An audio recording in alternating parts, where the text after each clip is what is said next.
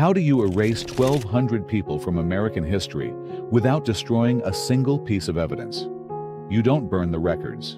Burning leaves proof that something was hidden. You don't have to hide anything at all. You just have to make sure nobody ever thinks to look.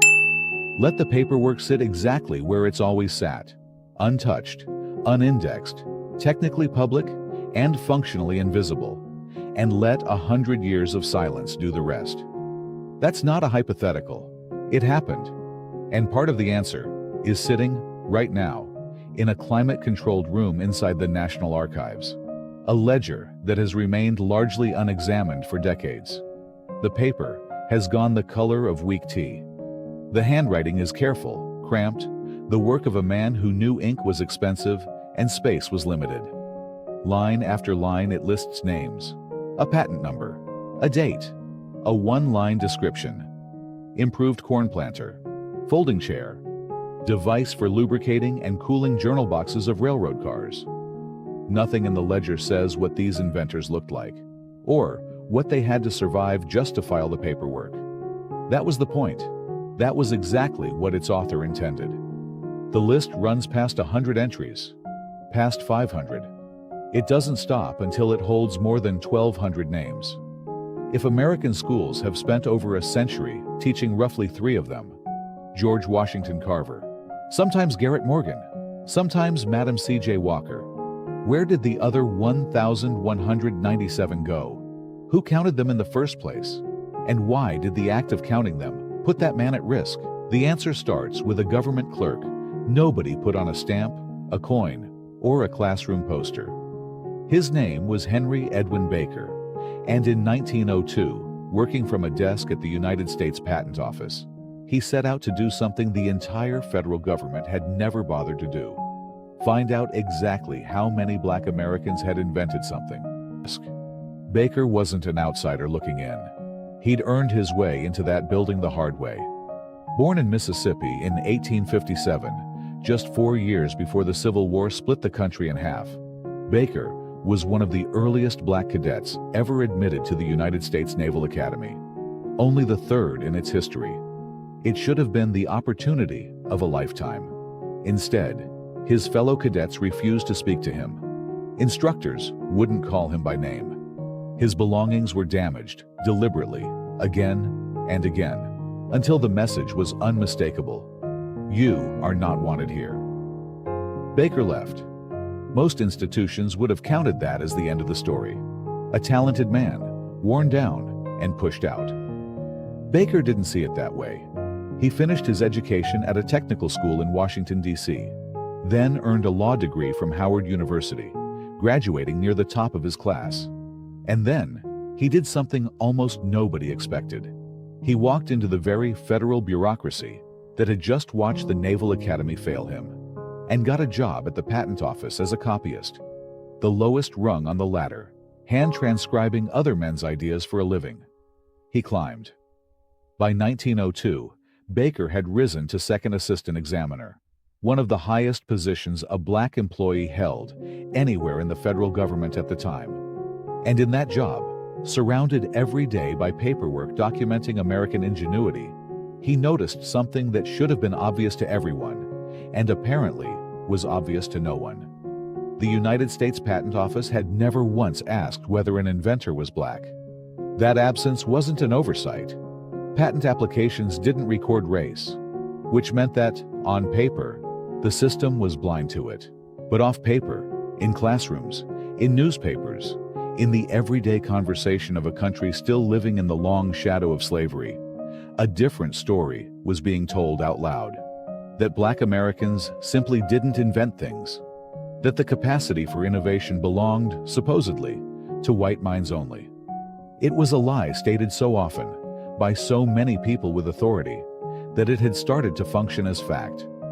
Baker had the one thing that could disprove it: access to the actual records, and a growing, quiet fury about what those records were being used to hide. So he picked up a pen, and he started writing letters. Thousands of them. Picture the scale of what Baker actually attempted, because it's easy to skim past a number like thousands of letters without feeling the weight of it. With the patent office's blessing, Baker mailed roughly 8,000 letters to patent attorneys, to newspaper editors, to company presidents, to prominent Black community leaders across the entire country. Each letter asked the same basic question: do you know of any Negro who has patented, or attempted to patent, an invention? The replies came back for years. Most of them stung. Nearly 2,500 patent attorneys wrote back to tell Baker, in essence, that they'd never heard of a colored inventor and never expected to. Some replies weren't even that polite. But buried inside the flood of dismissals were the ones Baker was looking for. A name here, a patent number there, a widow writing to say her late husband had invented a device nobody ever gave him credit for. Baker cross-checked every lead against patent office records himself, refusing to let a single name onto his list without proof. One by one, the list grew. A hair-straightening comb, an early traffic signal, an improved railway coupling device that made freight cars dramatically safer to operate. The kind of invention that likely saved the fingers, hands, and lives of workers across the country, invented by a man most of those workers would never know existed. A folding bed, a shoe, a dough kneader. In 1894, years before Baker's project began, Congressman George Washington Murray, Black, self-taught, and an inventor in his own right, had stood on the floor of the House of Representatives and read a list of 92 Black-held patents into the congressional record, just to prove the list existed at all.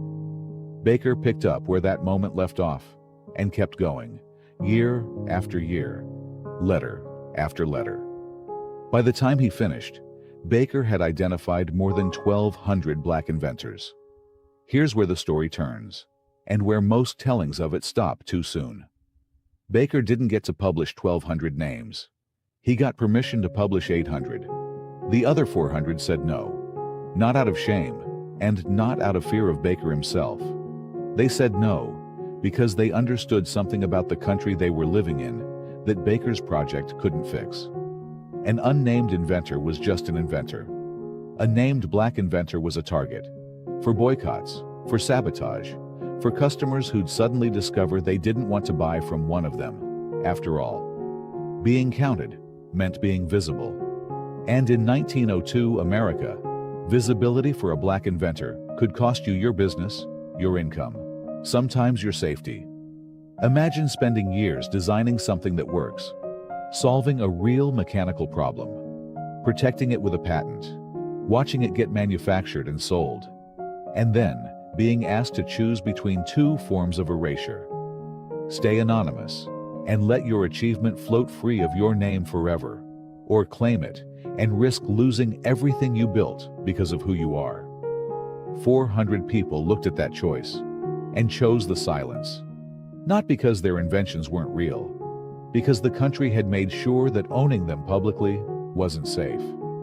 Baker kept working anyway. In 1913, on the 50th anniversary of the Emancipation Proclamation, he published a slim volume called The Colored Inventor, A Record of 50 Years.